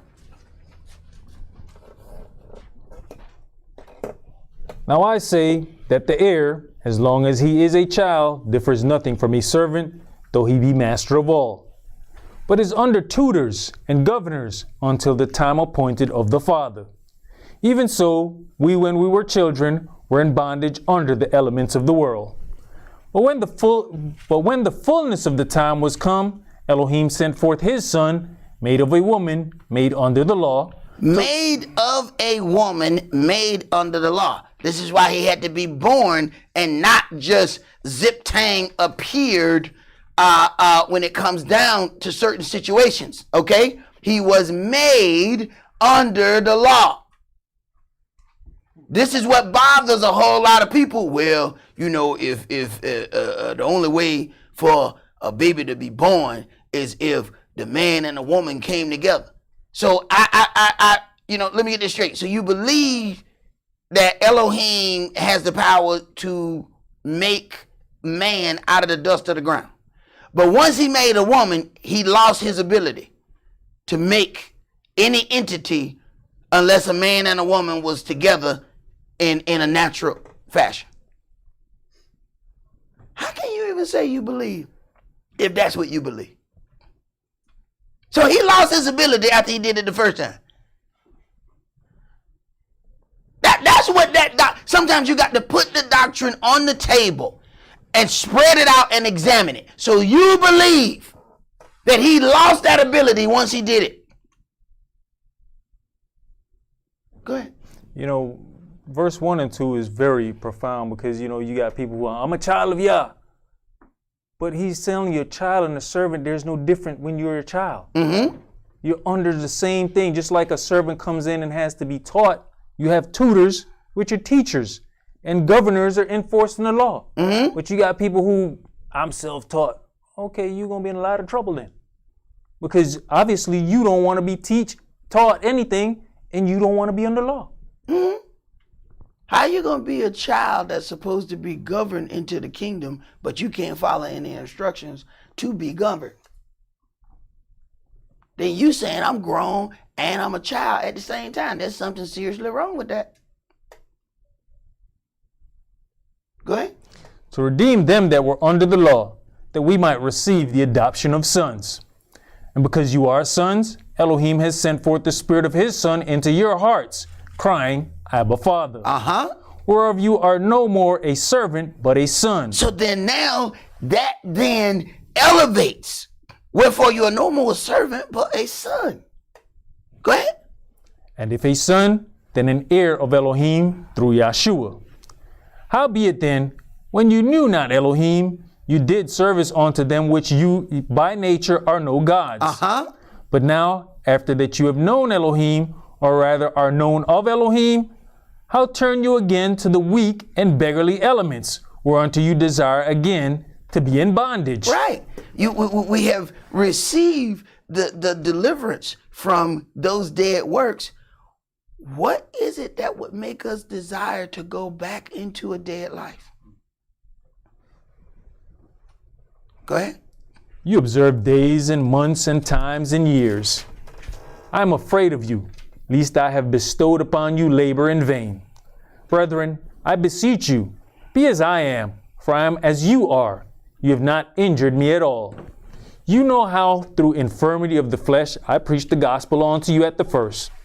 And my temptation which was in my flesh is, and my temptation which is in my flesh you despise not, nor rejected, but receive me as an angel of Elohim, even as Yahshua HaMashiach. Right, because you know what Israel will do. Israel will find any kind of infirmity and use it against you at any point that they will.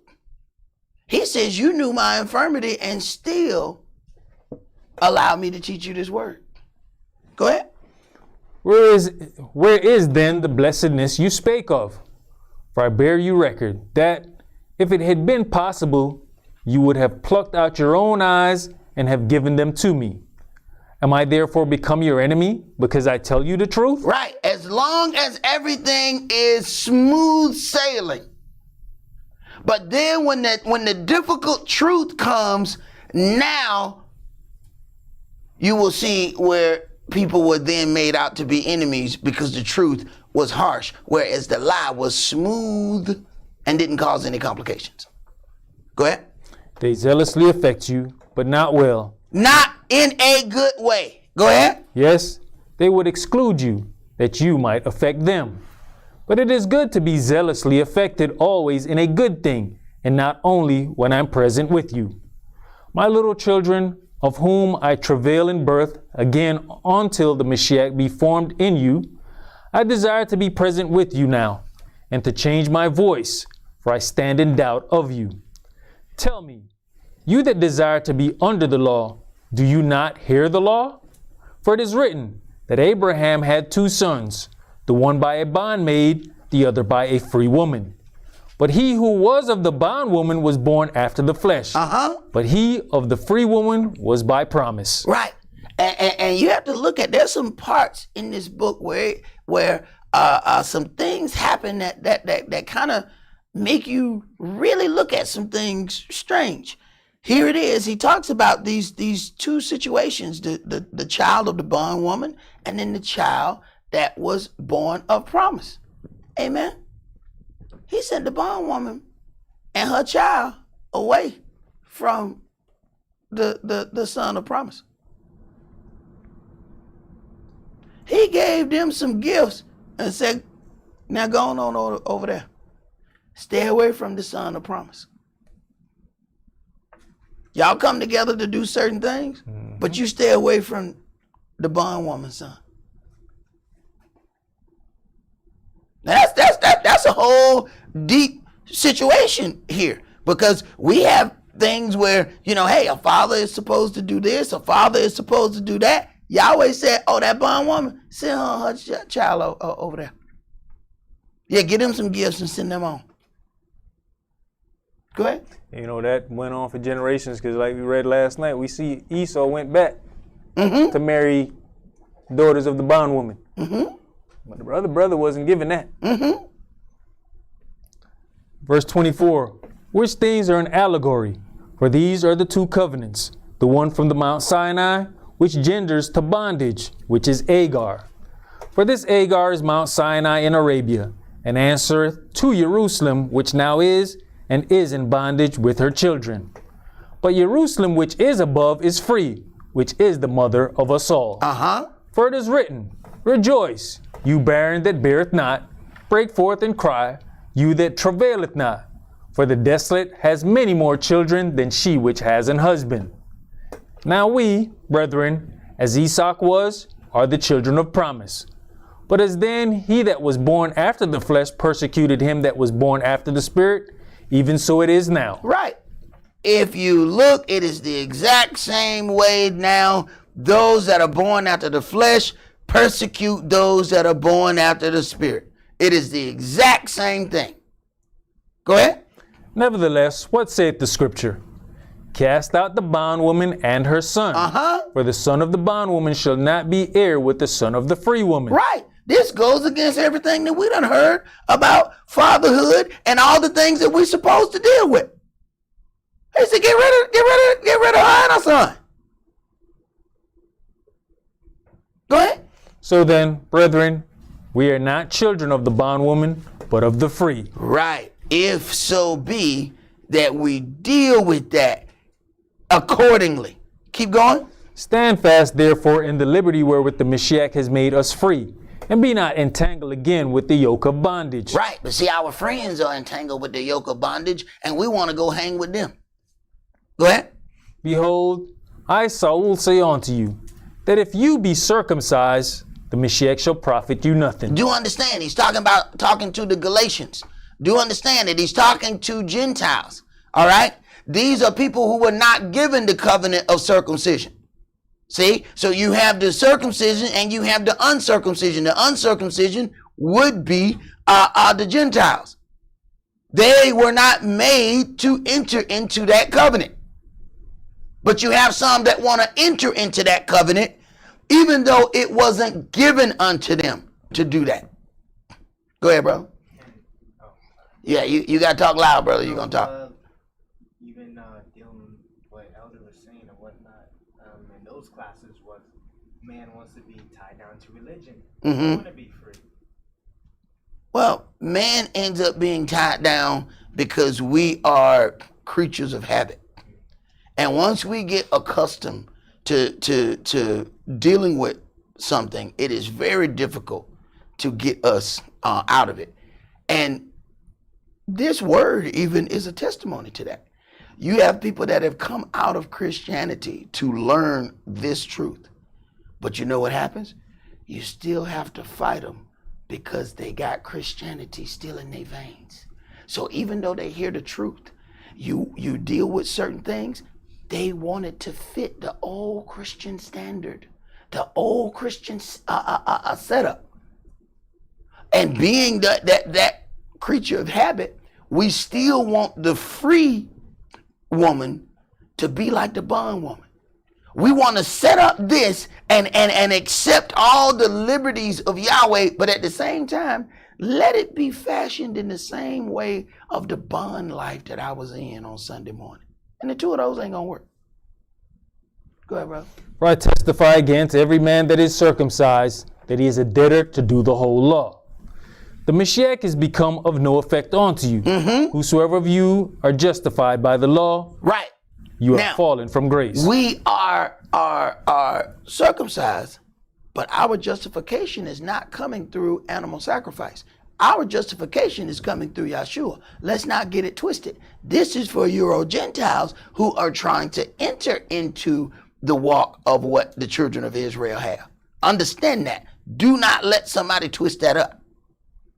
Go ahead, bro. I just want to say one more thing. Even way before baptism, I was dealing with the Mormon church, and I asked a question. I remember you dealing with the And, Mormons.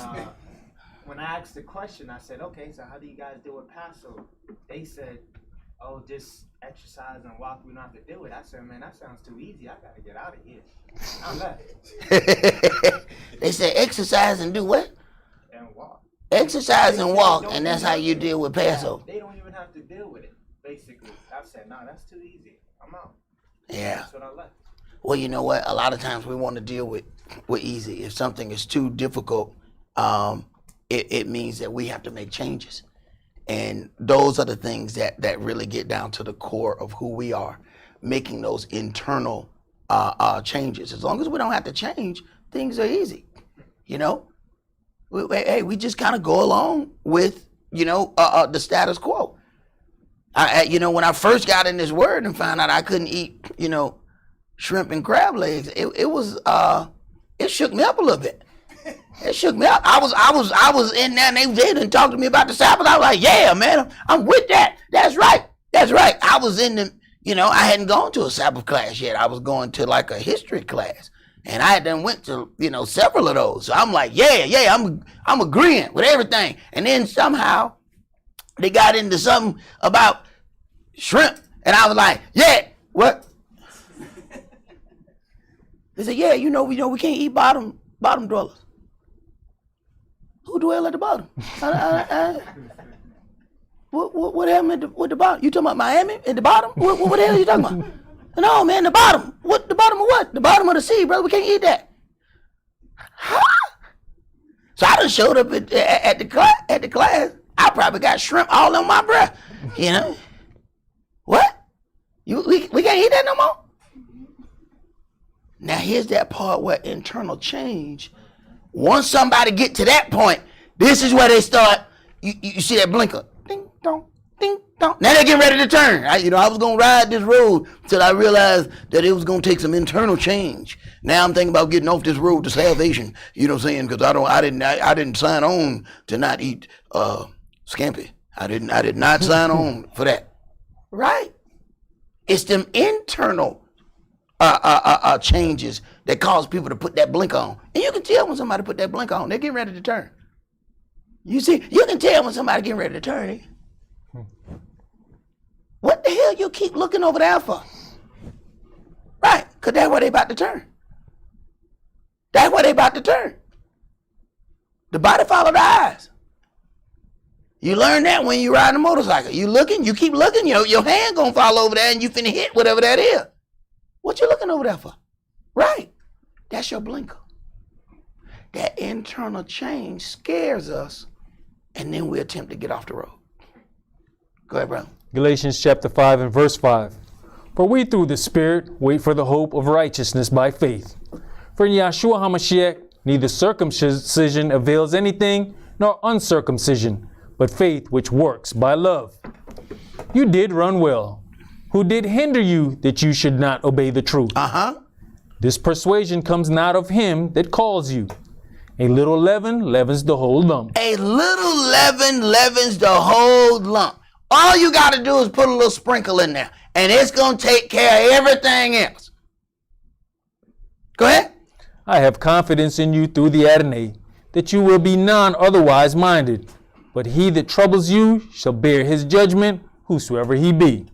And I, brethren, if I yet preach circumcision, why do I yet suffer persecution? Then is the offense of the cross ceased. I would they were even cut off which trouble you. For brethren, you have been called on to liberty. Only use not liberty for an occasion to the flesh, but by love serve one another. For all the law is fulfilled in one word, even in this: you shall love your neighbor as yourself. Right. You shall love your neighbor as yourself. Do you love your neighbor enough to allow them the opportunities to have the same thing that you have?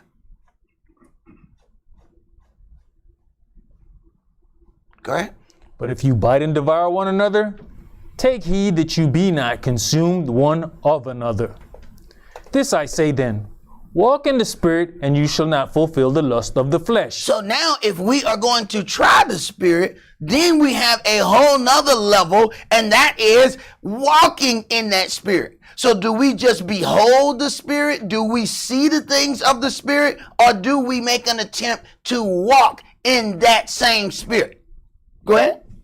For the flesh lusts against the Spirit, and the Spirit against the flesh.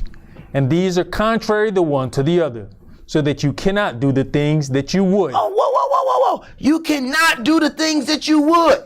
So then you have the mindset, the understanding of something, but then the lust of the flesh then fights against the Spirit, and now you know what to do, but can't do it because something is fighting against the Spirit of correction. The spirit of error is warring against it. Go ahead. But if you be led of the Spirit, you're not under the law. Right. This is that thing that you have to tell the people, these unbaptized individuals who are going to approach you at every corner with their fringes on and ask you, why don't you have your fringes on? Because the fringes do this and the fringes do that. Wait a minute. If you led of the Spirit, do you even understand the purpose of the fringe? It's to remind you to keep the law. If we are led by the Spirit, why do I need a fringe to remind me to keep the law? And your next question need to be, and why again have you not gotten the baptism? Why you keep letting people questioning you and you ain't asking them no question? I mean, you got on a priest outfit without the head covering. Everything you got backwards. You got on a priest outfit, no head covering, and no baptism. What the hell kind of animal are you? That's like a liger. You ain't a lion, you ain't no tiger. They made you in a test tube. What the hell are you? Go ahead, bro. Now the works of the flesh are manifest, which are these: adultery, fornication, uncleanness, lasciviousness, idolatry, witchcraft, hatred, variance, emulations, wrath, strife, seditions, heresies. Right. And he said there must be heresies, so I can show who is approved among you. So he's going to let some situations happen, and Yahweh sits completely silent. And he let every part of the situation go on. And then when the situation is over, he said, okay, you made this decision, you made that decision, she made that decision, she made this decision, she made this decision. And then he sees who is approved among everybody. When my elder died, somebody came on and did some horrific stuff. It was some of the heaviest proving we had ever gone through. And Yahweh did not stop it. He let it go on. But afterwards, we was able to say, all right, we failed here, they failed there, these people failed here. All of those people got strengthened. Not just that they failed, some people failed. But afterwards, they will never fall like that again. Go ahead.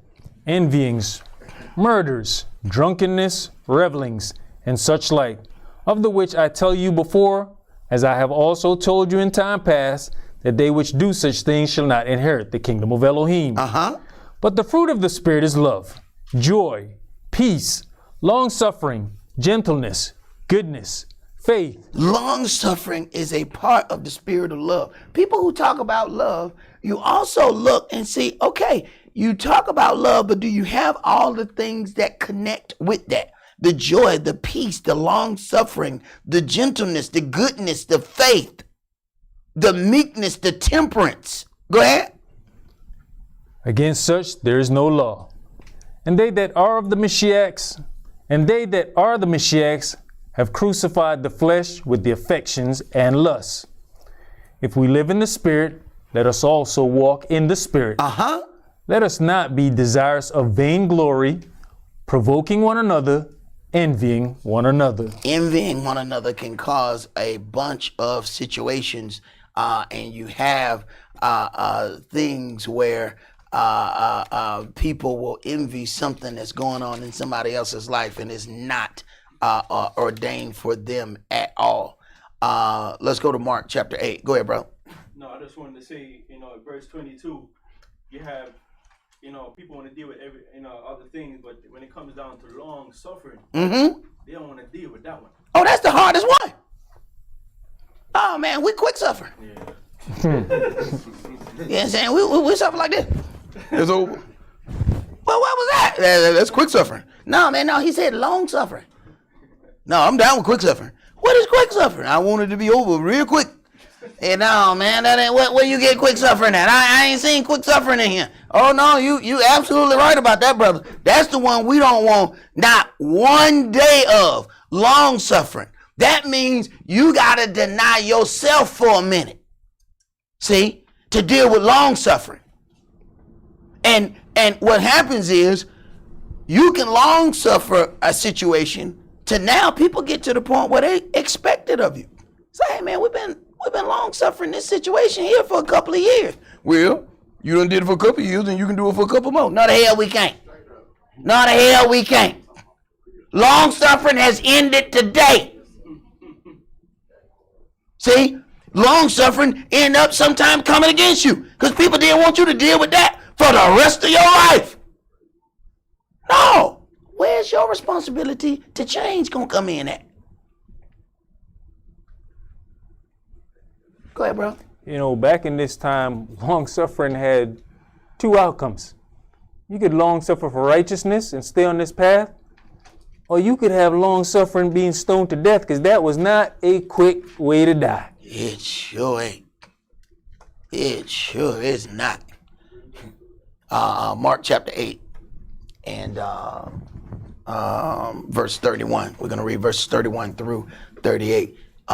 Being stoned is man. Yahweh carved that law into stone, symbolizing that it cannot be changed. And then when man goes against that law, man then is stoned with the very stone that the law was carved into. And boy, that is not a pretty way. But see, Israel is supposed to be traumatized. That was the whole thing. It says after that, Israel will fear and they will cut off the evil. There are certain things that are supposed to be traumatized. It's traumatizing. There are certain things that like Brother Kish was saying, that we try to shield the kids from. There's certain things that are supposed to traumatize your kids so that they will never try that again. But if there is no traumatizing event, then they believe, hey, I can do that. They see other people doing something and it looks like it works out. They are emboldened to try that. But they do something, you make sure that is a traumatizing event for them. They'll be 20 years later. They'll be like, oh no, man, I just had a thought, man. I got traumatized. My daddy used to beat me bad when I did this other little thing over here. And I thought about it and I got chills. Matter of fact, I think I hurt on my left bum. Right, as soon as when I thought about it. Right, there's certain things that should be traumatizing that they say, oh, I ain't never gonna do that right now. No, I'm not doing that. That was why when I got ready to buy a house, I didn't even want a house that had that little living room that had the English furniture in it. You know that living room that had the furniture it had the white furniture and then had plastic on it, but you still couldn't sit on it. Damn it, it's got plastic on white. I can't get it dirty. It's got plastic on it. Yet you still got a beating for going in that room. Hey man, that room traumatized the hell out of me. So then when it got time to buy a house, they said, "What you want?" I want a house that ain't got that damn room in it. So, the realtor looking at me like, what the hell wrong with him? What is that room? You know that room, the one that you used to get beat. Now, I got a white realtor. He don't understand that. You know what I'm saying? So, I got to explain that room. He's like, what? That room? I never had that room. Right. Yeah, it's a black thing. I'm saying you wouldn't understand. Mark chapter 8, let's start at verse 31. And he began to teach them that the Son of Man must suffer many things and be rejected of the elders and of the chief priests and scribes and be killed, and after 3 days rise again. So now he is explaining the things concerning his life and the things that he's going to go through. This is where man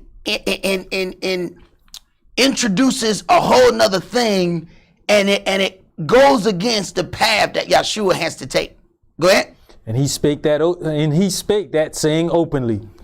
And Cephas took him and began to rebuke him. Now, Cephas is rebuking him not because of what Yeshua has to do in his life as it pertains to Yeshua. Cephas is now entertaining something about himself because he doesn't want to be without Yeshua. This is where people take a concept that has been set for one person's life and then they fight against it because they don't want it to affect something in their life. It ain't got a damn thing to do with you. This ain't got a damn thing to do with Cephas. This is what Yeshua has to accomplish in his life. Then he gonna rebuke Yeshua for what Yeshua got to do in Yeshua's life. What? Go ahead. But when he had turned about and looked on his disciples, he rebuked Cephas, saying, "Get you behind me, Satan." Right. Because what has happened? Now, Cephas has entertained a different spirit. That spirit has now gotten into him and he is speaking. The spirit is speaking through him. So Yeshua rebuked Cephas, but he's dealing with the spirit that Cephas has now entertained, not Cephas himself, because he still later did absolutely wonderful, great things with Cephas. So it's not about, this is where we get caught up in the flesh. Yeah, that brother said something against me. No, I was dealing with that spirit that you was entertaining at that moment. Go ahead. For you savoreth not the things that be of Elohim, but the things that be of men. Right. And when he had called the people unto him, with his disciples also, he said unto them, Whosoever will come after me, let him deny himself, and take up his cross, and follow me. Now, why is he saying that right after he has had to discipline Cephas? Because that was the concept that Lucifer used to enter into Cephas, because he knows that he does love Yeshua, but he loves Yeshua so much, he wants Yeshua to stay. But Yeshua can't stay. He has to do this. So now, Lucifer then uses Cephas's desire about Yeshua's life in a very selfish way. And now he lets his feelings do the talking. Like, do you understand if I stay here that all of y'all are condemned? I have to die. This is not about what you think, feel, and believe. So should you get what you want and the entire world be condemned so you can have what you want right now? Go ahead. For whosoever will save his life shall lose it. But whosoever shall lose his life for my sake and the gospel's, the same shall save it. For what shall it profit a man, if he shall gain the whole world and lose his own soul? Or what shall a man give in exchange for his soul?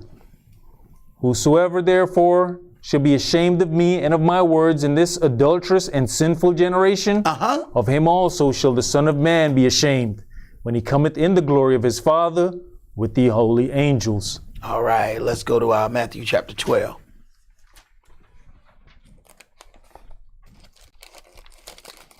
Matthew chapter 12, and we're going to read verses 43 through 50. And this is going to be the last one that we're going to read today. Matthew chapter 12.